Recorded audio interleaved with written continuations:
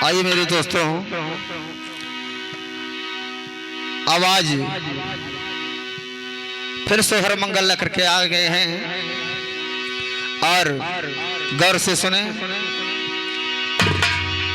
हमें आशा नहीं पूर्ण विश्वास है कि आप लोगों को जरूर पसंद आएगा। गौर से सुने।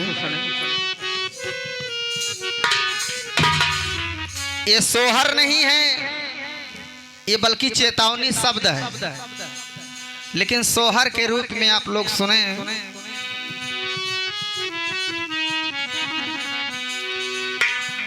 अरे सासु मार निसदीन बोलिया, अरे ननदी तान मारा हो। सासु मारे निसदीन बोलिया, अरे ननदी तान मारा हो।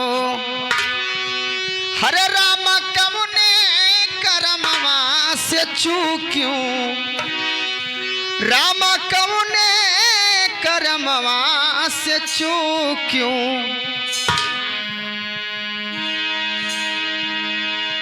राम कमुने करमवा से चूक्यों, बलक नाही पाए हो।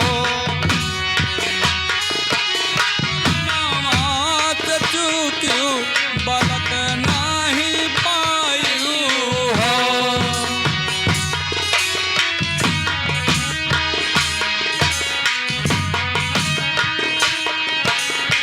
अरे रामा कौने करमवा से चूक्यों, बलक नाही पाई हो। रामा कवने करमवा से चूक्यों, बलक नाही पायू हो।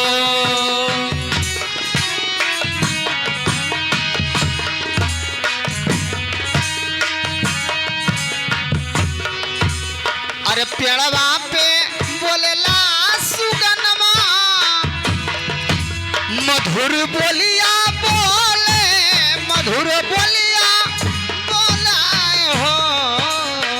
पेड़वा पे बोलेला सुगनमा, मधुर बोलिया बोले, मधुर बोलिया बोलाए हो।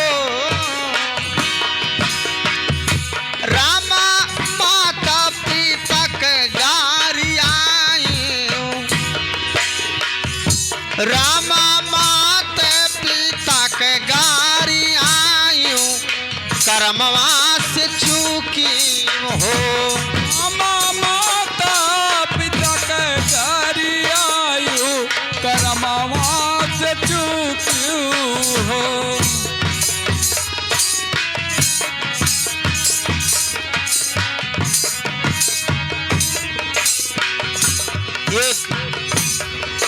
एक पंछी के रूप में भगवान परमात्मा समझा रहे हैं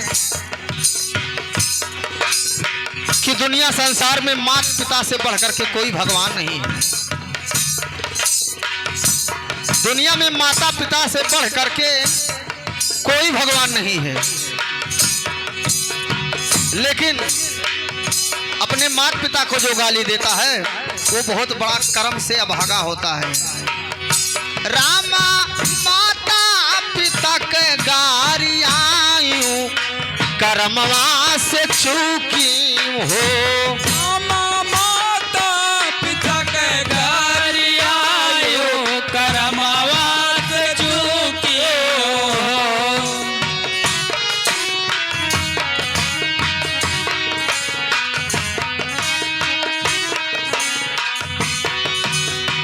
कहियो ना सासू जी के सेवा,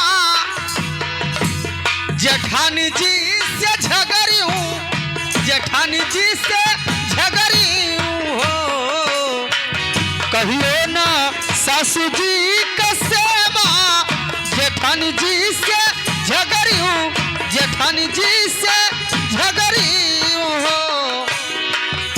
रामा द्वारे से लौटे भिखरिया, रामा द्वारे से लौटे भिखरिया, पलक कैसे पई हो ललन कैसे पैहा हो रामा द्वारे से लौटे भिखरिया ललन कैसे पैया हो कैसे पैबू हो।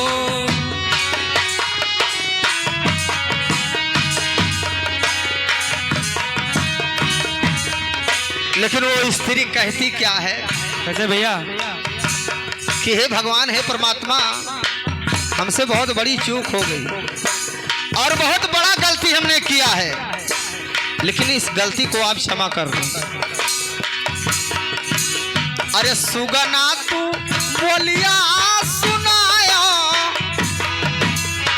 हम समझायो हम समझाया हो सुगना तू बोलिया सुनायो हमें समझायो हमें समझाया हो रामायण यतन बतावो रामा अब यतन बतावो बलक मुख देखबाए हो माया बयस जतन बतायो बलक सुख देखाई बलक सुख पाई बहो।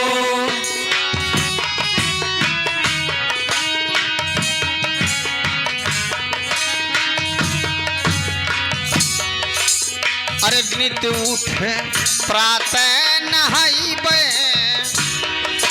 सूरज पैया लागी सासु के पाग लागी ससुर पाग लागी हो नित उठ प्रातः नहाइबे सूरज पैया लागी सूरज पैया लागी न हो।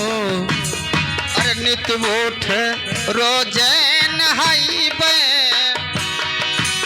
सूरज पैया लागी सासु के पाग लागियो ससुर पाग लागियो रामा भूखे क भोजन करइबे हम नंगे के बसतार हो